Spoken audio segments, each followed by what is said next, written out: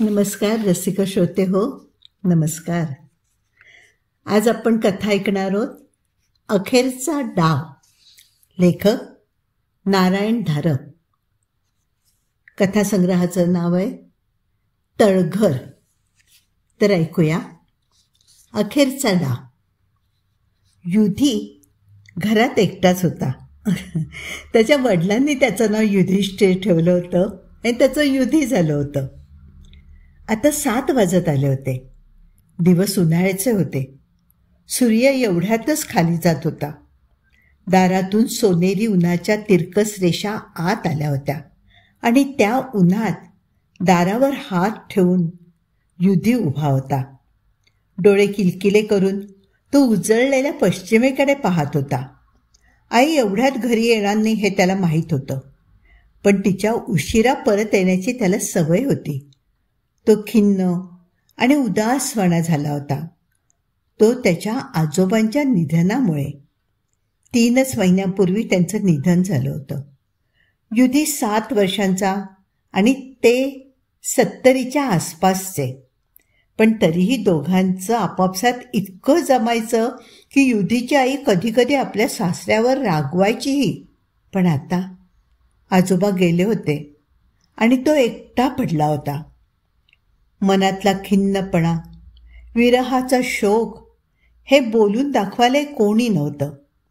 त्याच्या आईकडे जी माणसं येत आणि गेल्या काही महिन्यात त्यांची वर्दळ आणखीनच वाढली होती, त्यांचं युधीकडे अजिबात लक्ष नसे. त्याला तर कधीकधी वाटे ते आपली खोलीतून जाण्याची वाटच पाहत आहेत. आजोबा होते तोपर्यंत युधीच्या आईच्या वागण्याला जरा तरी मर्यादा होत्या. युधीचे आजोबा तिला सुनवायला कमी करत नसत. रत्ना, तुझा मुलगा आता 7 वर्षांचा झाला बरं. असला छचोरपणा तुला शोभत नाही. जरा तरी त्याचा विचार करशील की नाही. पण आता आजोबा गेले होते आणि अर्थात युधी आपल्या आईला कोणत्या शब्दात सांगणार. त्याला तिचं वागणं आणि तिच्याकडे येणारे लोक आवडत नसले तरीही. हातातल्या कागदाचा बोळा रागाने अंगणात फेकून युधी घरात आला. खिशात हात घालून तो खालच्या 3 खोल्यांतून हिंडला. मग जिन्यावर दणादण पाय आपटीत तो वरच्या मजल्यावर आला. खोल्यांची दारं दणादण उघडून तो दिवाणखाना, झोपायची खोली, सर्व खोल्यातून हिंडला. युधी, अरे असं करू नको, असं सांगायला त्याची आई घरात थोडीच होती. पण केवळ पाय आपटीत खोल्यातून हिंडल्याने समाधान होत नव्हतं. एकटेपणा एखाद्या किडीसारखा जीव आतून पोखरीत होता. विमनस्क नजरेने इकडे तिकडे पाहत असताना त्याची नजर माळ्याकडे जाणाऱ्या जिन्याच्या दारावर पडली. त्याने दार उघडलं आणि सरळ वरचा रस्ता धरला. घराच्या सर्व भागावर माळा पसरला होता. छप्पर त्रिकोणी होतं. घराच्या लांबीच्या बाजूला उतरत गेलं होतं. उरलेल्या 2 भिंतींमध्ये 2 खिडक्या होत्या. एकीतून सकाळी उगवत्या सूर्याचं आणि दुसरीतून संध्याकाळी मावळत्या सूर्याचे किरण आत येत. माळ्यावर सर्वत्र धूळ होती. जरी हालचाल केली तरी धूळ हवेत चढे. तिचे सोनेरी कण तरंगायला लागत. 6-7 वर्षांच्या मुलाने खासच स्वप्नसृष्टीत रंगून जावं अशी ती जागा होती. आजोबा असतानापासूनच युधी माळ्यावर येत होता. त्याला एकट्याला वर कधी भीती वाटली नाही की काही नाही, कधीच नाही. आजोबांना वयामुळे जिन्याची चढउतार व्हायची नाही. आणि झकपक कपड्यातली त्याची आई, ती तर धुळीने माखलेल्या माळ्यावर येणे शक्यच नव्हतं. एक प्रकारच्या अलिखित कराराने माळा युधीला आंदण दिल्यासारखा झाला होता. आता युधी वर आला आणि माळ्याच्या मध्यभागी उभा राहून खिशात दोन्ही हात घालून आपल्या साम्राज्याचं अवलोकन करत राहिला. उतरत्या छपराच्या दोन्ही कडांनी पेट्या, कपाटं, खोकी, ट्रंका, बोचकी, गाठोडी, टोपल्या, वळकट्या असं सगळं काही मांडून ठेवलं होतं. त्या सर्व वस्तू युधीने कधी ना कधी उचकल्या होत्या. त्याच्या धडपडीचा आवाज ऐकला की त्याची आई जिन्याच्या तोंडापाशी उभी राहून, युधी, अरे काय चाललंय काय तुझं वरती, असं ओरडायची. आणि युधी हातातलं काम न थांबवता, काही नाही ग आई, नुसता पाहतोय, असं म्हणत आपला उद्योग पुढे चालू ठेवायचा. कितीही रागावली तरी आई काही वर यायची नाही याची त्याला खात्री असायची. आता युधी सर्व सामानावरून नजर फिरवत होता. माळ्यावरचं सामान म्हणजे आश्चर्यकारक, रहस्यमय, अकल्पनीय वस्तूंचा जणू खजिना होता. दरवेळी त्याला नवीन काहीतरी आश्चर्यकारक सापडायचं. पण आता एका पेटीचं झाकण वर उचलताना त्याला त्याच्या आजोबांचा कोट दिसला. हा धक्का इतका अनपेक्षित होता की त्याच्या हातून पेटीचं झाकण सुटलं, दांडीशी खाली आपटलं आणि त्या आवाजाने दचकून तो एकदम 2 पावलं मागे सरला. आजोबांच्या मृत्यूनंतर आईने त्यांचं सगळं सामान असं वर आणून ठेवलं असलं पाहिजे, एवढं त्याला समजलं. त्यातला योग्यपणा पण तो समजू शकत होता. पण आजोबांची एकाएकी आलेली आठवण इतकी तीव्र होती की काळजाला हिसका बसला होता. त्याचे डोळे एकदम चुचुरायला लागले होते. त्याने डोळ्यांना हात लावला नाही, पण आपण एखाद्या रडूबाई पोरीसारखं रडणार नाही असा त्याने निश्चय केला. पेटीपासून मागे सरून तो माळ्यावर आणखीन पलीकडे फिरत गेला. छपराच्या वाशाला मळकट पांढऱ्या कापडाची एक लहानशी झोळी टांगलेली होती. ही पूर्वी कधी पाहिल्याचं त्याला आठवत नव्हतं. त्याने हाताने ती चाचपून पाहिली. आत पसरत तुकडे असावे असं त्याला वाटलं. त्यावर हात आपटताच आतून खळखळ असा आवाज झाला. उत्सुकता जागी होऊन युधीने झोळी खाली काढली, तिची गाठ उलगडली आणि कपडा पसरला. आत त्याच्या तळहाताच्या आकाराचे लालसर, पांढरके, शिंपल्यासारखे वाटणारे सपाट तुकडे होते. हे काय आहे हे न समजून त्याने ते उचलून हातात घेतले. पण त्याला काही म्हणजे काहीच त्यांचा अर्थ, उपयोग किंवा घरात असण्याचं कारणच समजेना. आजोबा असते तर त्यांनी नक्कीच सांगितलं असतं. त्याच्या मनात विचार आला. युधीला माहीत होतं की तो हाताळत होता त्या त्याच्या आजोबांच्या अस्थी होत्या, कोणाबरोबर तरी गंगेत टाकण्यासाठी पाठवायला ठेवून दिलेल्या.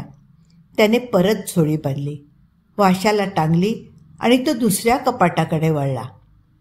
कपाट उघडताच त्याला वरच्याच खाण्यात ठेवलेला आजोबांचा बुद्धिबळाचा पट आणि प्याद्यांचा डबा दिसला. हा खरोखर त्याच्या बालमनावर अन्याय होता. हजारोंनी आठवणी येत होत्या आणि लहानसे ओठ थरथरत होते.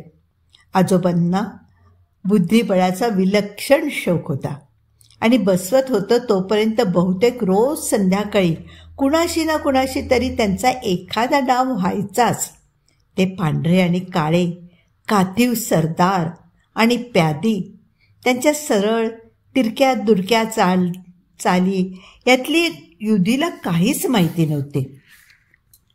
पण आजोबांच्या मांडीवर तो तासनतास बसून जाई. कधी कधी त्याने हट्ट केला तर आजोबा त्याचा लहानसा हात आपल्या दणकत पंजात घेऊन पटावरची प्यादी हलवीत. मग पुढे त्यांचा खेळ बंद पडला होता आणि आता हे सामान अडगळीत येऊन पडलं होतं.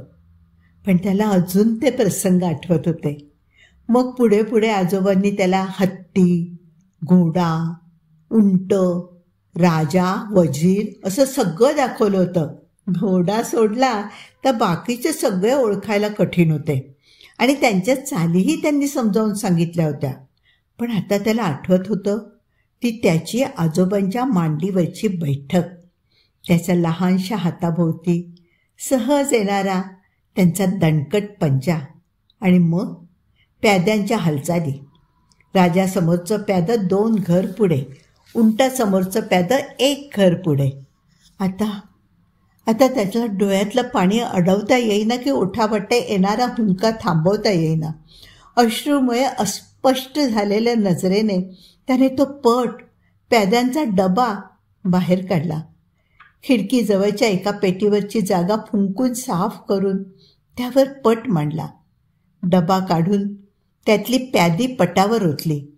एक एक करत पांढरी आणि काळी प्यादी रांगांनी एकमेकांसमोर उभी केली आणि मग थरथरत्या हाताने मागचं सगळं नीट आठवत राजासमोरचं पांढरं प्यादं 2 घरं पुढे सारलं. मग एकदम हातात तोंड घेऊन तो आजोबा, अहो आजोबा, आजोबा करत मुसमुसून रडायला लागला. युधी त्याच्या शोकाच्या आवेगातून एकदम भानावर आला. आपल्या खांद्याला कुणीतरी हलकासा स्पर्श केल्याची त्याला जाणीव झाली होती. त्याने मान वर केली. सूर्य खाली गेला होता. आकाशाचे रंग काळ्या रंगावर सरकत होते. पश्चिमेच्या खिडकीतून संध्याकाळचा गार वारा घोंगावत आत येत होता. त्यात युधीचे भुरे केस फडफडत होते. तोच वारा माळ्यात घोंगावत होता.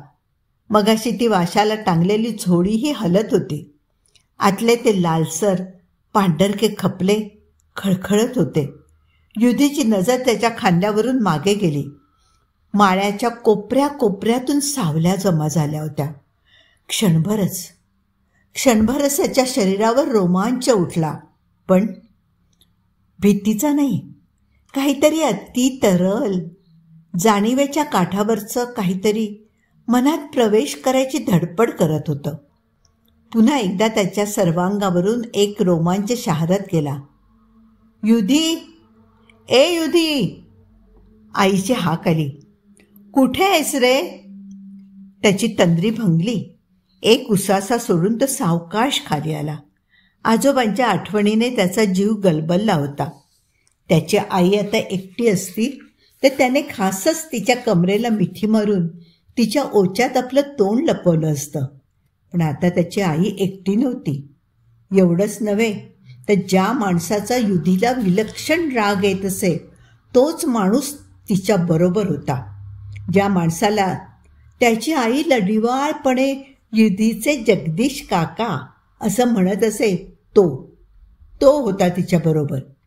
युधीचं पाऊल दाराशीच अडखळलं. त्याच्या लहानशा कपाळावर आठ्या आल्या. जगदीशकडे एक ओझरती नजर टाकून तो आईकडे वळला. कुठे होतास रे? माळ्यावर ना? आई खोट्या प्रेमाने म्हणाली. किती खराब केलेस रे कपडे. काय धुळीत लोळत होतास की काय? आपण मुलाला कशी शिस्त लावतो आहोत ते जगदीशच्या ध्यानात येण्यासाठी ती मधूनच तिरक्या नजरेने जगदीशकडे पाहून हसत होती. आईचा हा प्रश्न इतका निरर्थक होता की त्याला उत्तर द्यायची युधीला आवश्यकता वाटली नाही. होता तिथेच हातांची जुडी करून तो उभा राहिला. त्याच्या आईचीच धावपळ चालली होती.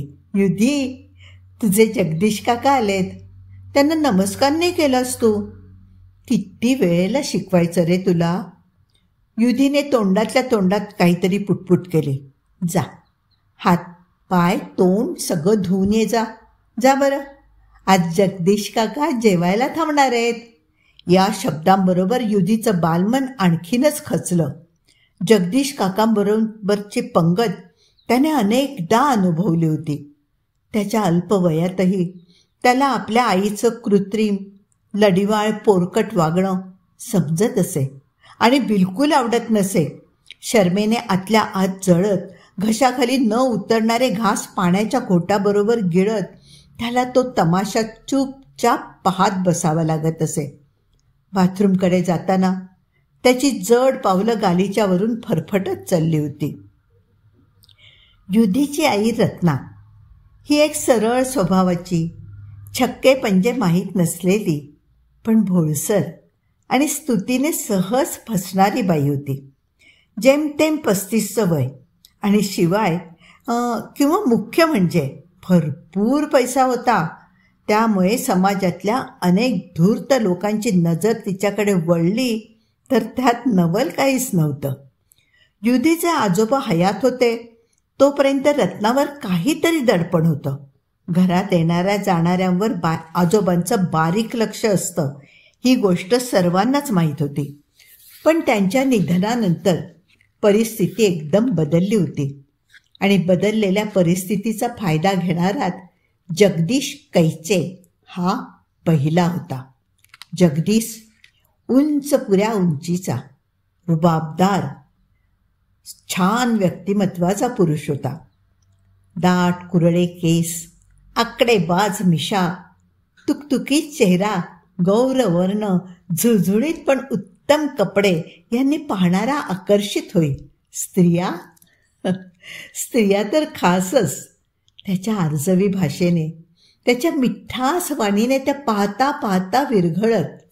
स्तुतीने भुललेल्या अशा स्त्रियांचं लक्ष क्वचितच त्याच्या निळसर घाऱ्या, हिशोबी, किंचित क्रूर नजरेकडे जात असे. तो श्रीमंत होता, पण ही श्रीमंती पहिल्या 2 विवाहातून आली होती हे फारच थोड्यांना माहीत होतं. हे माहीत नसणाऱ्यांपैकी आणि कुणीतरी सांगितलं तरी त्याचा अर्थ न समजणाऱ्यांपैकी रत्ना एक होती. जगदीश जवळ आला ही तिच्या भोळसर हृदयाची धडधड वाढू लागे. गालावर रक्तिमा चढे. त्याच्या अर्थपूर्ण नजरेला नजर देणं तिला अशक्य होईल. एखाद्या पोरसवदा मुलीसारखी ती कावरी बावरी होई. आणि आता टेबलाभोवती जेवायला बसल्यावर युधीचं वागणं पाहून ती मनातल्या मनात त्याच्यावर संतापत होती. एक गोष्ट मात्र खरी की त्याच्यावर राग काढायचा, त्याला शिक्षा करायचा विचारही तिच्या मनाला शिवला नाही. जगदीशशी विवाह झाल्यावर केव्हा आणि कशी कुणास ठाऊक, पण ती त्याच्याशी विवाह करायला वचनबद्ध झाली होती ही गोष्ट मात्र खरी होती. तर त्याच्याशी विवाह झाल्यावर मग घरात त्या दोघांनी प्रेमाने राहावं एवढीच तिची इच्छा होती. मला मुलं फार आवडतात, मी मुलांवर माया करतो, जगदीश म्हणाला होता. आणि भाबड्या रत्नाचा त्यावर विश्वास बसला होता. जगदीश अनुभवी होता आणि त्याच्या नजरेतला युधीवरचा राग फक्त युधी करताच होता. पण अननुभवी युधी जगदीशकडे पाहताना आपल्या नजरेतला राग आणि तिरस्कार लपवू शकत नव्हता. त्या दोघांना काही करून एकत्र आणण्याची रत्नाची खटपट होती. पण निदान त्या रात्री तरी ती फुकटच गेली. युधी जेवण झाल्यावर त्याच्या खोलीत झोपायला गेला. खालच्या दिवाणखान्यात जगदीश आणि रत्ना बोलत काही वेळ थांबले. जगदीश, युधीच्या वागण्याचा राग मानू नका हं, तो लहान आहे अजून. रत्ना जराशी घाबरतच म्हणाली. मी प्रयत्न करते, पण काय होतं माहिती हं. मिशावरून हलकेच हात फिरवीत जगदीश हसत म्हणाला. रत्ना, अगं घरात पुरुष माणूस नसला ना की असंच होतं. घरात कोणीतरी शिस्त लावणारा आला ना की सुधारेल बघ त्याचं वागणं. बोलता बोलता जगदीश रत्नाच्या जवळ सरकला होता. त्याच्या नजरेतल्या आव्हानाने ती क्षणभर विलक्षण रोमांचित झाली. आता लवकरच युधीच्या खोलीत काहीतरी पडल्याचा आवाज झाला. रत्ना एकदम मागे सरकली. जगदीशचे डोळे एकदम थिजले. त्याच्या कपाळावर एक आठी आली. पण वरकरनी त्या साखरी आवाजात तो म्हणाला, बरं येऊ आता फार दिवस राहिले नाहीत, नाही का? येऊ. रत्ना काहीच बोलली नाही. तिच्या गालावर एक नाजूकशी टिचकी मारून जगदीश वळला आणि गेला. तू जगदीश काकांशी असा तुसड्यासारखा का वागतोस रे? रत्ना सकाळी युधीपुढे दूध ठेवताना म्हणाली. तुला माहिती आहे की ते नेहमी तुझ्या चांगल्याचाच विचार करत असतात. मला हे जगदीश काका आवडत नाहीत, युधी तुटकपणे म्हणाला. असं म्हणून कसं चालेल रे? उद्या ते आपल्या घरी राहायला आले. युधी इतका दचकला की रत्ना जीभ चावून एकदम थांबली. पण त्याला कधी ना कधी सांगावं लागणार होतं. मग आजच का नको? त्याच्याकडे न पाहता ती घाईघाईने म्हणाली, युधी, तुला माहिती आहे की लवकरच जगदीश काका या घरात राहायला येणार आहेत. ते तुझे खरे बाबा नसले तरी त्यांच्या जागीच असणार आहेत, नाही का? असले बाबा मला नकोत, युधी कडक आवाजात म्हणाला. तुझ्या खऱ्या बाबांची सर त्यांना कशी येईल? त्यांची जागा ते घेण्याचा आटोकाट प्रयत्न करतील, एवढंच म्हणते ना मी. रत्ना एकदम युधीजवळ आली. त्याचं मस्तक छातीशी कुरवाळत ती गहीवरून म्हणाली, युधी, मी तुझ्या वाईटाचं कधी करेन काय रे? करेन कधी? तिचं प्रेम, तिचा जिव्हाळा खरा होता, संसर्गजन्य होता. त्याचेही डोळे पाणावले. तो केवळ मानेनेच नाही म्हणू शकला. मग युधी, तुझ्या आईसाठी तू एवढं पण नाही करणार काय रे? काय करू मी? सांग ना, काय करू? त्यांच्याशी प्रेमाने वागणार नाहीस काय रे? माझ्यासाठी? माझ्यासाठी? बघेन, प्रयत्न करेन, तो घुटमळत म्हणाला. शाळेतून आल्यावर तो अंगणात खेळत होता. तेव्हाच त्याची आई, मी आत्ताच येते असं सांगून बाहेर गेली. त्याला माहीत होतं की अंधार पडल्याखेरीज आई काही आता परत येणार नाही. स्वयंपाकाच्या बाई येईपर्यंत तो खालच्या अंगणात थांबला आणि मग घरात आला. त्याने सरळ माळ्याचा रस्ता धरला. वर कशासाठी जातोयस असं कोणी विचारलं असतं तर त्याला नक्की असं काहीच सांगता आलं नसतं. पण त्याची पावलं वरच्या मजल्याकडे आणि मग माळ्याकडे चालली होती खरी. प्रत्यक्ष माळ्यावर आल्यावर आपण इथे कशासाठी आलो आहोत हेच त्याला कळेना. मग त्याची नजर खिडकीजवळच्या पेटीवर मांडलेल्या बुद्धिबळाच्या पटाकडे गेली.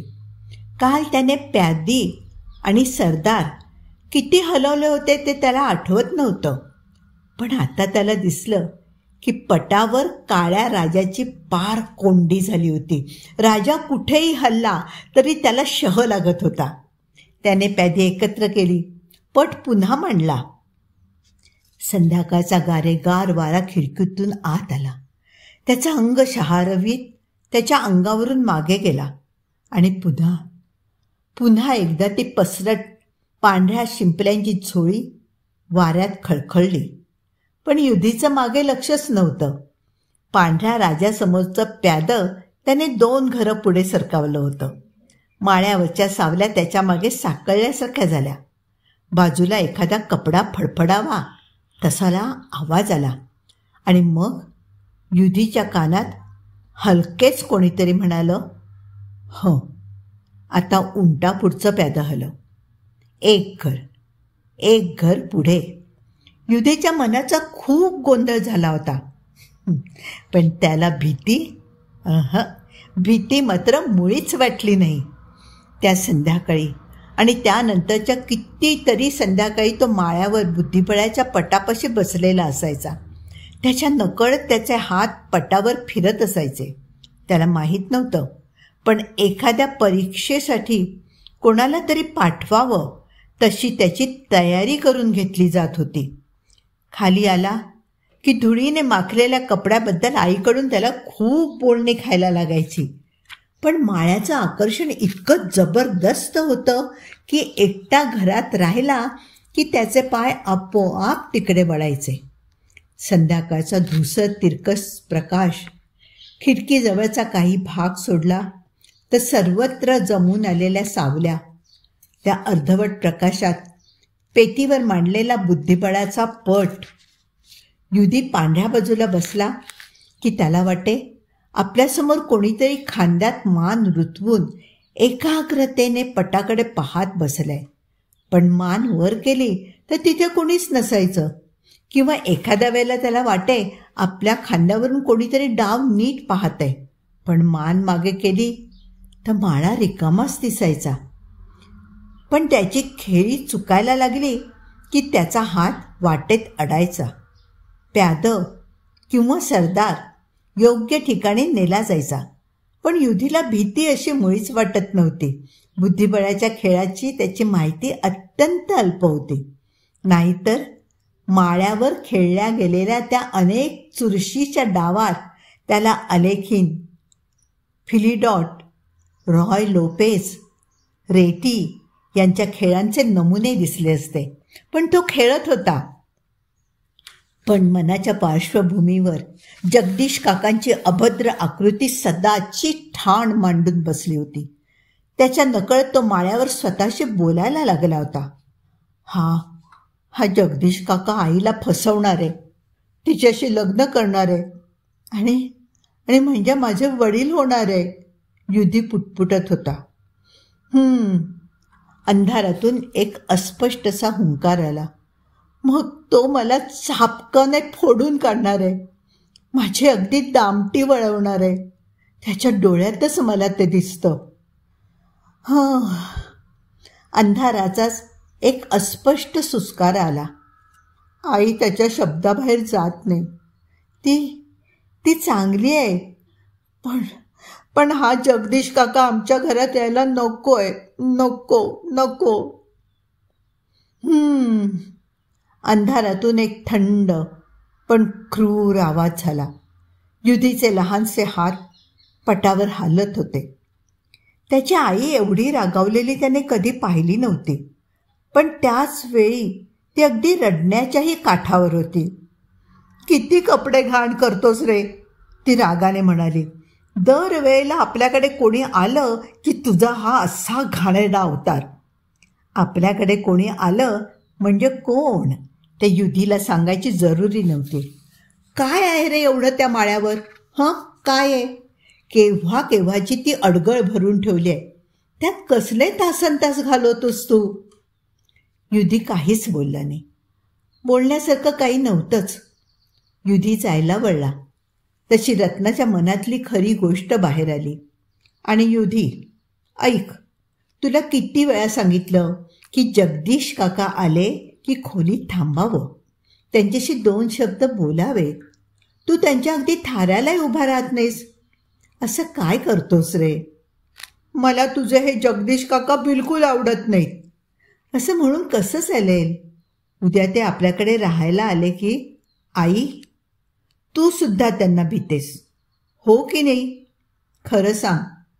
त्याच्या या अनपेक्षित प्रश्नाने रत्ना गांगरली. काही एका विलक्षण मार्गाने त्याच्या बालमनाला तिच्या मनातल्या खोल दडलेल्या गोष्टीची जाणीव झाली होती. त्यातला खरेपणा ती नाकारू शकत नव्हती. त्याचा आणि स्वतःचा दोघांचाही तिला राग आला. ती तावातावाने म्हणाली, युधी, काहीतरीच बोलू नकोस. मग सांग ना, मग सांग त्यांना युधीच्या वाटेला जाऊ नका म्हणावं. युधी, तिला एकदम रडूच कोसळलं. युधीलाही तिच्याकडे पाहावे ना. तो हात तोंड धुवायला बाथरूममध्ये गेला आणि दाराची घंटा वाजली. जगदीश आला होता. रत्नाने कितीही प्रयत्न केला तरी तिच्या चेहऱ्यावरच्या रडण्याच्या खुणा लपत नव्हत्या. जगदीश एकदम आपुलकीने, निदान विवाह होईपर्यंत तरी त्याची आपुलकी अगदी डोळ्यात भरणार होती. आपुलकीने तो तिच्या जवळ गेला आणि म्हणाला, डोळ्यात पाणी? हा काय प्रकार आहे? काही नाही हो. हा युधीच अगदी ऐकत नाही हो आताशी. का बरं? एवढं काय करतो ते? सदा न कदा वरती माळ्यावर जाऊन बसतो. खाली येतो तेव्हा असा अवतार असतो की अगदी पाहवत नाही त्याच्याकडे. किती वेळा सांगितलं त्याला तरी ऐकतच नाही.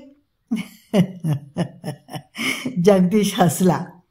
बाथरूमच्या दाराला कान लावून ऐकत उभं राहिलेल्या युधीच्या शरीरावर त्या हास्याने भीतीचा काटा आला. मी एकदा सांगून पाहू का? जगदीशचा साखरी आवाज. कराल? म्हणजे मला असं म्हणायचं आहे, जमेल तुम्हाला? मी सांगू का? ही लहान मुलं, त्यांची काही गुपितं असतात. तसंच युधीचं काहीतरी असेल, वरती असेल, आणि ते मोठ्यांपासून लपवून ठेवण्यातच त्याला मजा वाटते. त्याच्या नकळत आपण एकदा वर जाऊया, म्हणजे मग बघ गंमत होईल सॉरीची. जगदीशच्या मनात कोणती गंमत होती याची युधीला पुरी कल्पना होती. तोंडावर पाणी मारताना आणि हातपाय धुताना त्याच्या सर्वांगावर भीतीचा पुन्हा पुन्हा शहारा येत होता. त्याच्या आईला घरात बसून करमणार नाही हे युधीला माहीत होतं.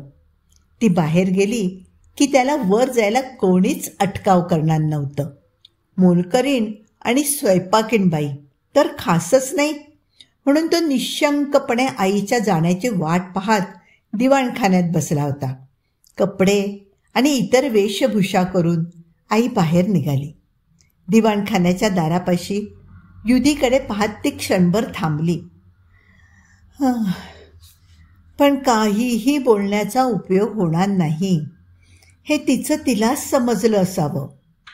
युधीकडे पाहत एकदा हसून, जाते युधी, येईस तोवर घरातच थांब असं त्याला सांगून ती बाहेर पडली. घरात युधी एकटाच होता. स्वयंपाकीण बाई येण्याची तो वाट पाहत होता. 10 वेळा खिडकीतून खाली पाहत होता. 10 वेळा खुर्चीवर बसत होता. तिची रोजची वेळ टळली होती. पण शेवटी ती आली एकदाची. घड्याळाकडे युधीचं लक्ष नव्हतं.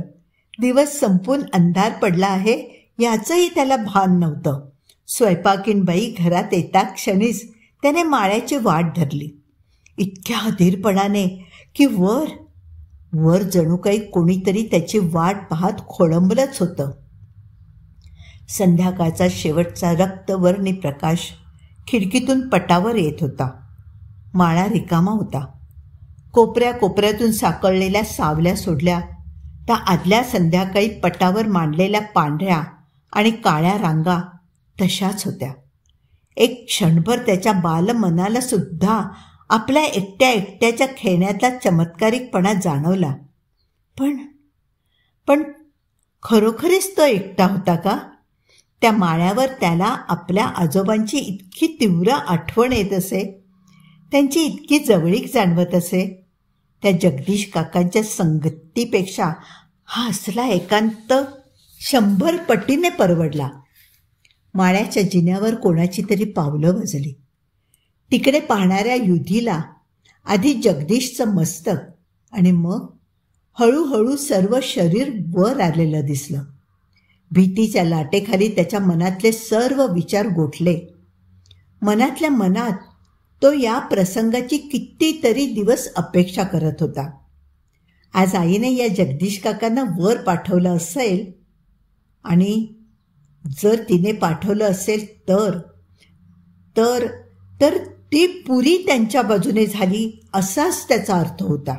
सावकाश वर येऊन पॅन्टच्या खिशात हात घालून जगदीश खाली बसलेल्या युधीकडे किलकिल्या नजरेने पाहत होता.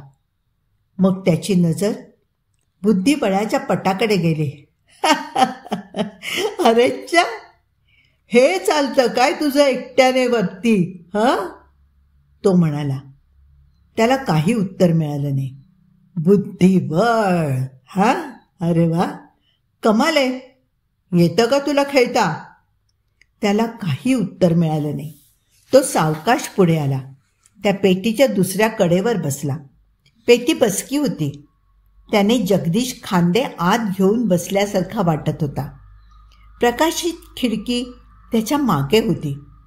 त्याने त्याची सर्व बाह्यकृती छायेत गुरफटली होती. त्याच्या मागाहून व डोक्यावरून संध्याकाळचा रक्तवर्णी प्रकाश खोलीत येत होता. जगदीश त्या पवित्र्यात जरा भीतीदायकच वाटत होता. मी विचारलं, तुला खेळता येतं का? जगदीश हलकेच म्हणाला. युधीच्या नसांना संकटाची जाणीव होत होती. तो एकटा होता, लहान होता, असहाय्य होता. जगदीशला वर यायला आईची परवानगी असो वा नसो, आता तरी तो जगदीशच्या तडाख्यात होता. पण त्याच्या रक्तात कोणता तरी एक चिवटपणा होता. तोंड घट्ट मिटून युधी गप्प बसला. जगदीशचा एक हात झट डिश वर आला आणि उलट्या हाताची थप्पड युधीच्या गालावर बसली. मोठ्या माणसाने विचारलेल्या प्रश्नांना उत्तरं द्यायची असतात, समजलं? जगदीश त्याच थंड आवाजात म्हणाला. आता सांग, तुला बुद्धिबळाचा खेळ येतो? तुम्हाला मी कशासाठी सांगायचं? तुम्ही कोण आहात? युधी आवाज कसा तरी सरळ ठेवत म्हणाला. आता नाही, पण एवढ्यातच मी या घरात येणार आहे. तुझी सर्व जबाबदारी माझ्यावर येणार आहे. माझ्याशी नीट राहायला जितका लवकर शिकशील ना, तितका तुला कमी त्रास होईल. समजलं? समजलं का? डोळ्यात येऊ पाहणारं पाणी कसं तरी अडवीत युधी म्हणाला. अजून तुम्ही आलेले नाहीत ना आमच्या घरी? अजून हे घर आमचंच आहे ना? मग कशाला वर आलात? हा माळा माझा आहे, माझा आणि आजोबांचा. असं? आजोबा आहेत वाटतं इथे तुझे? डोळ्यांवर हात ठेव माळा निरखून पाहण्याचा आविर्भाव करत जगदीश म्हणाला, ठीक आहे, ते काही असो. माझ्याशी खेळतोस का एक गेम? खेळतोस? हातांनी पट उधळून देऊन पळत पळत खाली जावंसं युधीला वाटत होतं, पण नाहीच्या ऐवजी त्याच्या तोंडून हो शब्द निघाला आणि त्याचं नवल कमी होण्याच्या आतच त्याच्या तोंडून आणखीन शब्द आपोआप निघाले. जिंकणाऱ्याला हरणारा काय देणार? आपलं तोंड हातांनी घट्ट दाबून धरावंसं युधीला वाटत होतं. नको नको ते शब्द त्याच्या तोंडून बाहेर येत होते. जगदीश त्याच्याकडे संथ नजरेने पाहत होता. पैज? पैज? बरं, तुला कोणीतरी पढवलेला दिसतोय चांगला.